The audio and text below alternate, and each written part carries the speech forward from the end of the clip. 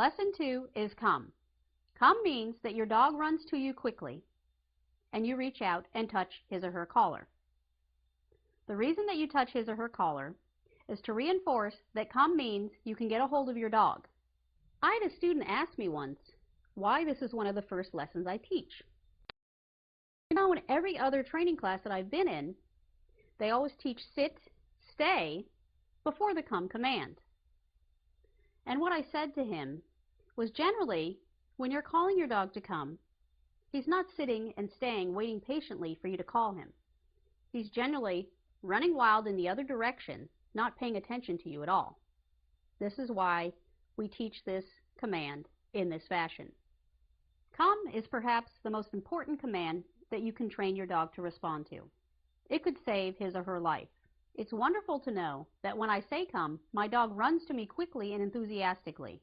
Remember your jump start training. You can now integrate look and come into your everyday routine with your dog, especially when doing something that your dog likes, like being fed or going outside to play ball. These are all opportunities to use the come command. Remember that you want 100% compliance 100% of the time.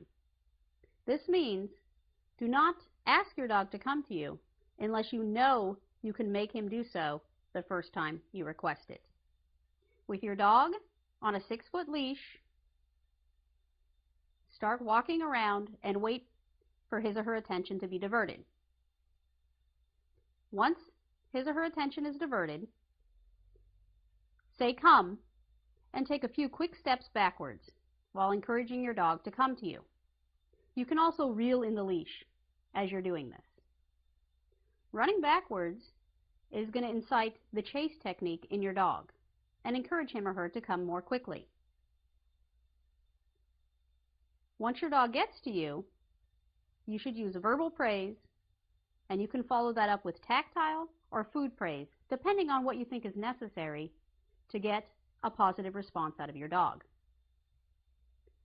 Remember, always use the verbal praise first, because your dog will anticipate that tactile or food treats will be forthcoming. And now for the come command. Shug, come! Good boy! Good boy! You always want to make sure that you're able to touch your dog's collar when he comes, so you can put him on a leash if needed.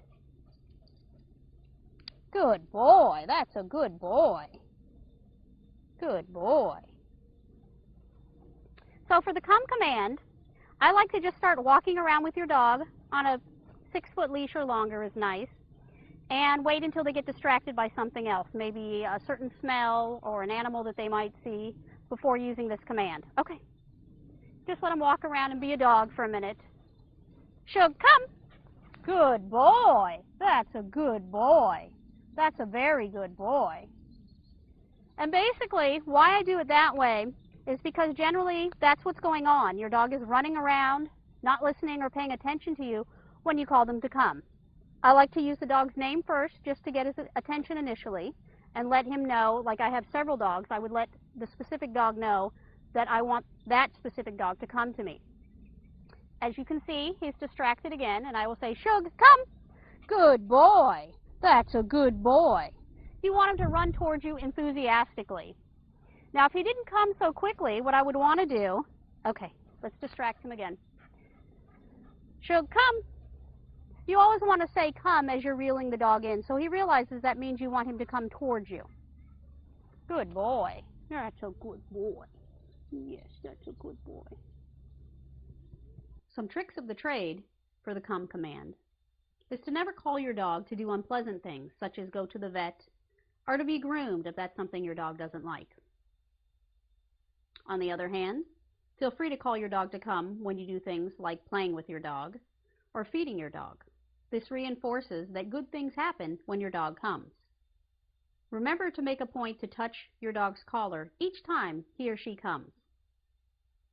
The reason I ask you to do this is so your dog knows that coming means that you are able to hold on to their collar and have them back under control if that's what's needed.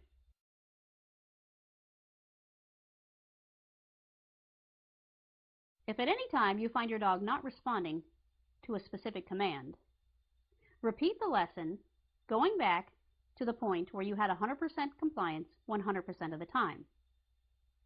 Repeat the command 5 to 10 times before proceeding on.